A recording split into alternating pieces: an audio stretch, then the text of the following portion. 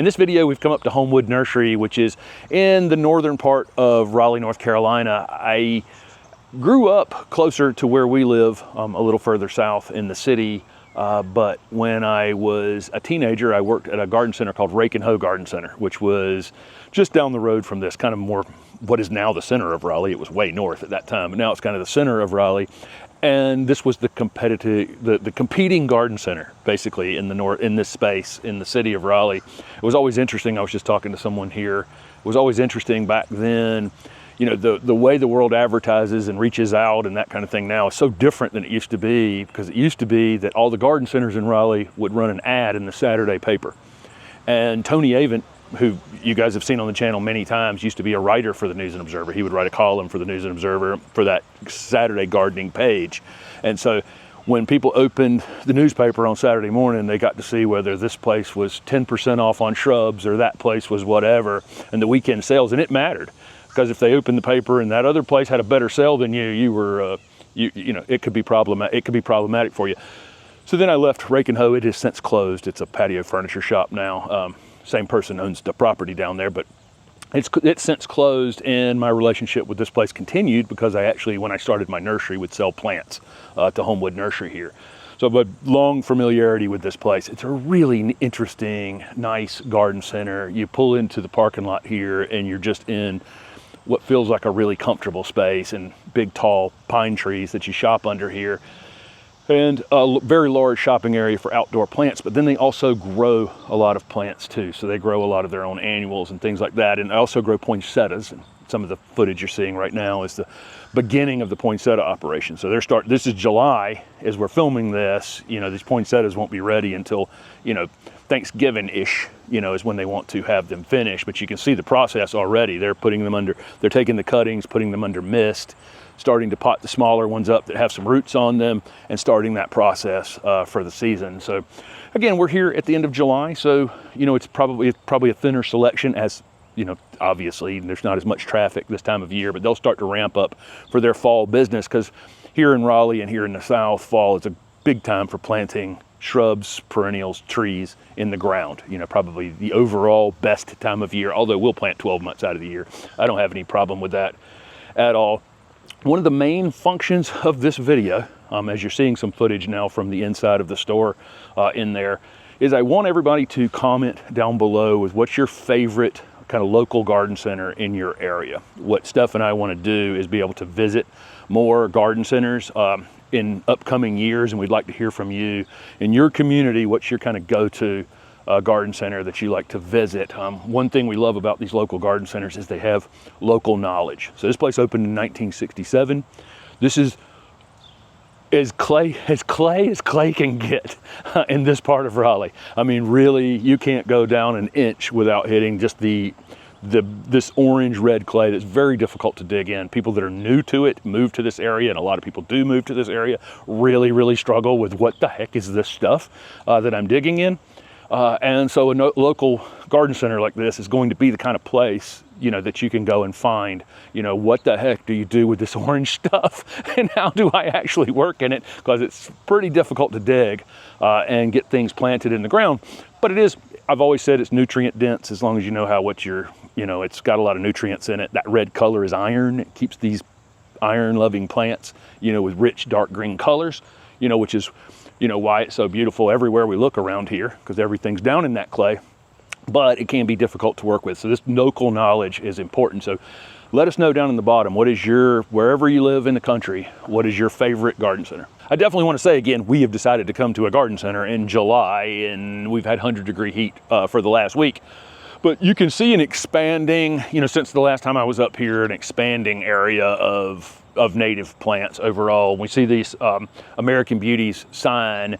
You will have seen a video before this one from us up at Pride's Corner Nursery up in Connecticut, and I think the owner of that nursery is part owner of this brand. But we're going to go up and show a little bit more of this off in Philadelphia later in the year, so look forward to that content. They have all the shrubs and trees in one space that are native, all the perennials and other things on another table over here in a native section. But we've never seen a differentiation in the native plants from the rest of the plants until, in recent years, people have kind of, demanded more and more that they at least know what is native and what is not native. And then there's a lot more selection around it now, where there's a lot of improvement in it. A lot of breeders are taking a look at, some of our native plants and looking at making improvements in them and that kind of thing. So I look forward to talking more about this later this year. Back at Raikenho Garden Center, we had this big lath area that was our kind of part shade and shade plant area, and then everything else was out in the absolute blazing full sun. They don't really have to do that here. They have this high shade pine forest that this is in, so all the plants are a little bit more comfortable overall in here. They're getting enough light to not stretch or anything, but not so much that they're having to water them 3 times a day because the pots are too hot. They have several of these places where you can grab when you get over here, this is kind of the leafy evergreen flowering shrub area. So you see a sign for camellias here because the camellias are here, but there's gardenias next to it, azaleas behind that. So kind of leafy evergreen flowering shrub area. And then there's a handout related to that. So, if you're wandering around this place, it will tell you more about leafy evergreen flowering shrubs in a handout, which is kind of nice. So as you go around here, and then everything is kind of divided into, there's a gardenia section, again, a camellia section, obviously. And then what other signs do we see up there? Hedge plants. So they have the larger growing material all together. Trees are up here in one corner. Very shoppable space overall to come to. And again, it's under this canopy. So if it's like a 95-degree day, it's a little cooler under here than it would be other places. One interesting thing about this garden center is they are in deer country. And I mean, this part of Raleigh we have deer, down in the downtown area next to where we live as well, amazingly enough. But up here, there's just herds of them. Literally, when we were driving up here this morning, every third house, you see deer standing in people's front yards. So they have to have them coming into the nursery here. So they've learned a lot about deer. They cover some things up nightly out here to make sure that they're not being eaten. But then they've categorized things they don't have to cover. That they've learned that the deer don't eat up here. So if they're tagging it deer, if you have deer issues, they know a lot about it because they're literally fighting them every day in this garden center. That's important. When you leave your favorite garden center down in the comments for us, make sure that the city and state are included in that so that we know where they are. And again, we're just going to take this information you're giving us down in the bottom about your favorite place and hopefully do some meet and greets and do some promotion, at some of those places as well, or some visits and some tours of some of those places as well. As I'm shooting this, I don't know the order of videos coming up, but we have shot a deer resistant plant video before we've shot this. So it may have gone up before this. It might go up after this. Don't know quite yet, but ornamental grasses are definitely on that list. Not all ornamental grasses, but most ornamental grasses the deer don't really damage. So that this is something, if you have a lot of sun and a lot of deer, these are going to be on most people's list. But again, they have them gathered together here, any little pocket that, of things that are deer resistant. A lot of times that's, we'll talk more about that in the deer resistant video, but a lot of times it's the fragrant foliage, that it's one of those issues. Plant can be spiny, lots of different reasons that they won't, thickness of the leaves, that kind of thing. A lot of things that are deterrent to plants that try to eat them. And so again, but they've got them all gathered up here. Beyond local knowledge, another thing we can get at these local garden centers is the ability to special order things. Most of them, we're here in Raleigh. The Johnston County Nurserymen's Association is just southeast of here. I was a member of the Johnston County Nurserymen's Association for years. 20-some nurseries down in Johnston County and around. Maybe it's more than that. I have no idea how big the association is now. But all of those nurseries have a big show every year, and then all these garden centers go. So they know what's available down there. Even if they don't have room necessarily in their garden center or whatever to carry it on a day-to-day basis, they probably can special order it. I've run into the owner here at Cultivate in Columbus. So again, these garden centers are getting out on the road and seeing what's available out in the world. And you recommending something or asking them for something may be a reason that they order from someone new, and then that forms a new relationship that they have with a new nursery in the future as well. But feel free to ask in these places, because it doesn't hurt to ask, and it may help them understand what they need to be growing in the future. Really good looking skylight, better boxwoods. This is the one I've said is kind of the most versatile of all the better boxwoods, and you can cut it however you want to cut it. Ours is, we've got kind of in a Christmas tree shape in front of the front fence at the house, but if you wanted to make it a round ball or whatever the heck you wanted to do with it. Another thing about this garden center like this is that in our small lot in Raleigh, and I realize virtually no one else would do what we've done in our garden space with no lawn, and literally we've planted the entire thing outside of paths. I realize not a lot of people are going to do this, but we have over 400 different plants in our garden now. And that's going to expand because the native garden is going to fill in over the next few months. So I expect it to climb over 500 different plants in that small space over time. The more different species you have in the same space, the more overall diversity, the less likely, when we're not going all in on one thing. So if we have a problem in that garden with one plant, it's just one plant, and it's not going to wipe out an entire screen.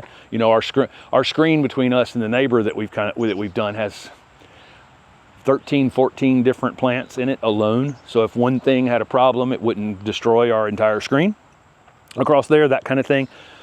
So coming to a place like this, I could do the exact same thing. There's so many different plants. Even in July here, when they have very low inventory, there's still a heck of a big selection in this garden center. So again, I'm a big fan of not searching for, and that's a lot of the questions we get on the channel. I'm searching for a plant to fix this problem, whatever it is. A plant to solve my wet area, a plant to put on my foundation, a plant to screen my neighbor.